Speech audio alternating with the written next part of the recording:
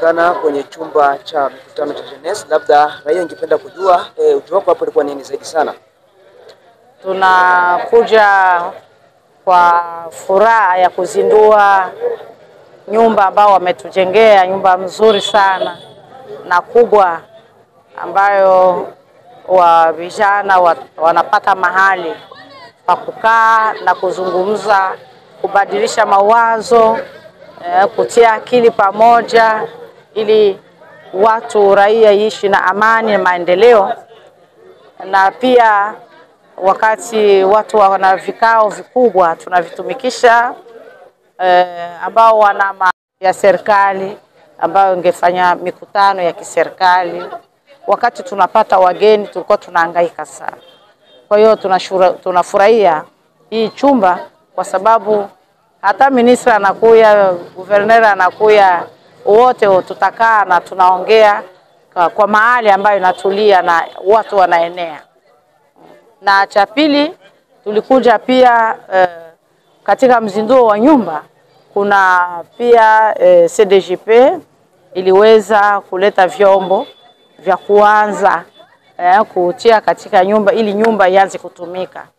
Tunaona viti, mameza, makabati, vyombo kama makompyuta, wanatutilia umeme na mna vitu vingi vingi pia na pikipiki ine ili kama jamii inataka kwenda kwa haraka kuangalia kitu fulani wapate waingie kwenye pikipiki, waende pikipiki ine ni msaada na ingine siwezi kutaja yote.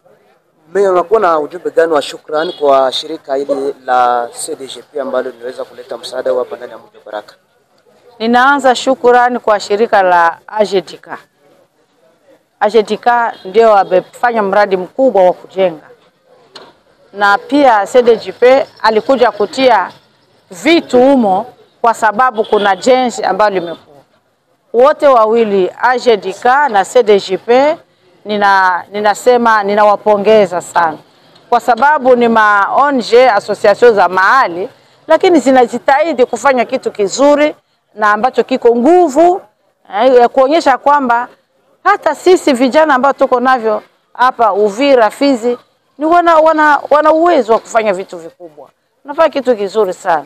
Tunawashukuru na hatutaweza kukosa kushukuru mfadhili MONUSCO ambaye amewapa nguvu za kutumika. Amewapa nguvu ya kufanya zile ndoto zao miradi ambao wanapendezwa waitumike ilipata nguvu kwa mkono wa kipesa wa MONUSCO. Kwa hiyo na MONUSCO nao pia tunashukuru. Pia nashukuru kwa sababu raia yote nilikuwa naona ilikuwa napita hapa kila mtu anasema neno. Wale wa kujenga walikuwa kama wanajiona kama wako surveiller na kila mtu raia imefanya hii jengo ni letu. Sasa hawangefanya chochote kile cha ubovu raia kwa sababu walikuwa na ile woga kuona raia iko na waangalia inawachunguza namna wako na jenga hii jengo. Na pia tunashukuru kwa vijana wamejitahidi kuongea na MONUSCO. Wao ndio waliongea sana na MONUSCO kuonyesha shida ya ukosefu wa sal na wakapata huo mradi. Wote tunawashukuru. Hiyo ndio maendeleo ya mwingine. Kila mtu anafanya kitu, mwingine anafanya hiki, mwingine anafanya hiki na mwingine unaendelea. Asante. Nawashukuru sana.